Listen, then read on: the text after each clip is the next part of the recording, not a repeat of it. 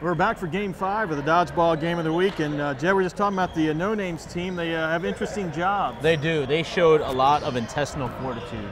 They were down 0-4. They come back, they win that game in convincing fashion, and it reminded me of what they do. They all work at Tech Lab over in the Corporate Research Center. I said, what do you do over there at Tech Lab? They said, we do medical diagnostics for intestinal disease, and they showed a lot of intestinal health in that match. Game, excuse me. So when you get E. coli, you'd go see them at the CRC. Well, I don't know. I think maybe they do the medical diagnostic that would determine if you had the E. coli. I could tell you quickly if I had E. coli, real quickly. How would you tell? There'd be ways to tell. Do you have medical diagnostics? I can't get into that right now. Disease at your house? This is a family television show. Well, you know, all families should know about E. coli. Don't eat undercooked beef, right. And also go to Tech Lab to find medical diagnostics of intestinal disease. As you said, the Dirty Dozen, a group of students who went together at Salem High School just down the road in Salem, Virginia. Kevin Weeks not happy with you kicking that ball over to But then Dirty Dozen. I kicked another one. You're right. I share the wealth right But you know how we do, Tom. We're at WTOB. You kick it straight out. That's true. And you can't give one to another. Yeah, it's not like an alternating possession rule. I could get somebody to come into the middle and then get pegged. Exactly. That'd be even worse. Simon Pegg. That'd be worse. 4-1 lead here for the Dirty Dozen. We're going to play 7 games here tonight. The Blacksburg Parks and Rec Center, if you like what you see, make sure you sign up next spring. Please sign up next spring. We want everyone within the sound of our voice in Blacksburg, New River Valley, Russia. We want you to come out here. We want to see you on this court. We've had people come back from Germany just to play. That's right. We want to butcher your names too, the way we're butchering these. Or make up names for you if we don't have your name. Like if you bring a guy named Erlenmeyer flat. Right. Or if you wear a silly shirt, we're going to make fun of you. Oh, Jack, what happened? Oh, Jack Spratt. Could eat no fat. Jack Spratt got splat. Yep. Well, that's what the sound the ball made. Oh, Davina, right, got tied up at the shoes. Nice shot there by Brian Clay taking out Davina. It's 3-on-2 advantage for Dirty Dozen. Let's talk about this man, Brian Clay. The one game he was out early, who won that game? That'd be the No Name. That's right. And every other game that the Dirty Dozen has won, who's been on the court at the end of the game? Brian Clay. Brian Clay. He's their key. He's got that green and orange kind of make him look like some sort of Halloween And the character. orange thing says Pinoy wear, so. Does it? Yes. Which would be of interest to you, I think. Pinoy wear also, is that a nod to Filipino culture? Your Filipino heritage. I'm liking this Brian Clay guy even more. Yes.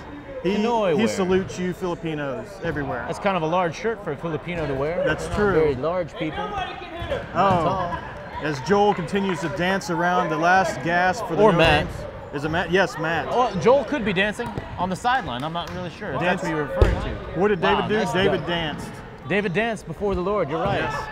It's a biblical reference for those heathens out there who may be watching. And Footloose fans. 2-on-1 advantage now for Dirty Dozen as Matt has tried to whittle down the dozen to a paltry 2. He has done so, but the problem is, as long as Brian Clay stands on the other side, they have the advantage. What did I tell you? And who makes the play? Is it me? Is it me? Am I a great announcer? I freaking called that. Are you Jed Nostradamus? That is my middle name. The Dirty Dozen take Game 6, and they're up 5-1 on the Dodgeball Game of the Week. On WTOB. And we're back for Game 6, I believe it is. 7, maybe. Game 7, yes. This is. I've got a 5-1 advantage for Dirty Dozen. Should be our final match of the evening, we're thinking, unless the scoreboard is wrong.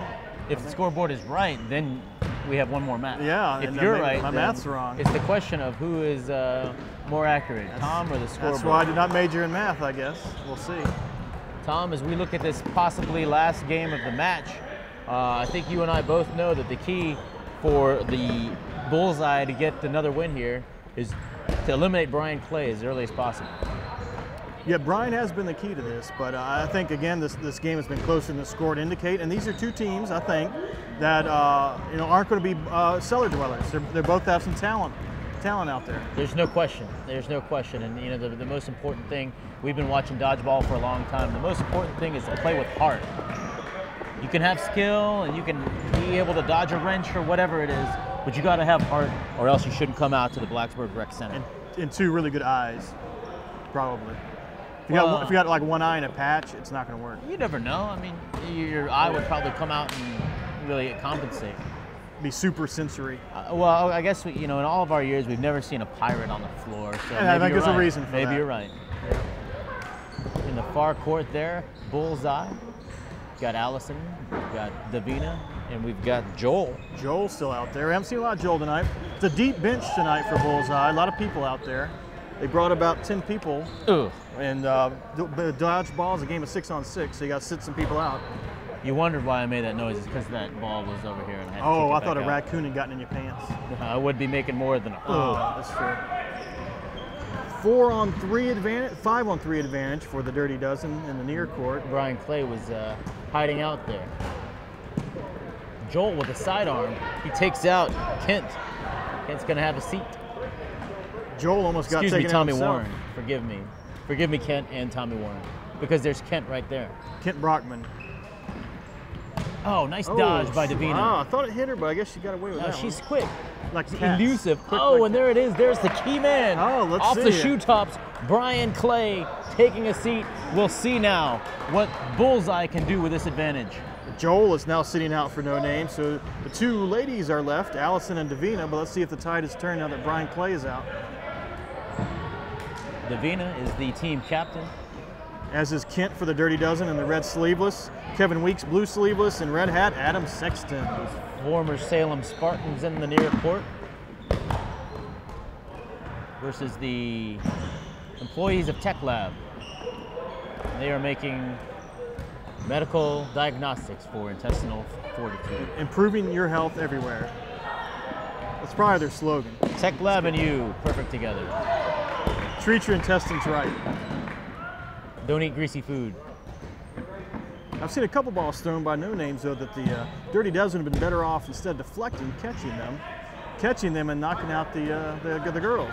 Well, remember, there is 3 minutes and 40 seconds left in this match. There is a time limit, 7 minutes for every match. So maybe with the man advantage, they are just content to wait it out. Like they're aiming for Adam Sexton, but if I was him, I would drop the one ball and start catching the ones. Because honestly, when they aren't throwing that hard, catch them. Let's be honest, Tom. And this is the first game of an early season, and we haven't seen this team before. This is something that they're going to learn from experience. You're a seasoned dodgeball announcer. You've been watching this for a long time. And, Allison almost had that. Almost stayed with it long enough. That was a good effort by Allison. Lady standing, Davina. Fire, counterattack. There it is. The game is over. They listened to you. They fired and they caught, and they put the game away. I thought they could do that, and they did. And the experience of Tom Booth is showing forth, ladies and gentlemen. Tom Booth knows what he's talking about. I want to trade places with them as the Dirty Dozen are up 6-1 on the Dodgeball Game of the Week. On WTOB.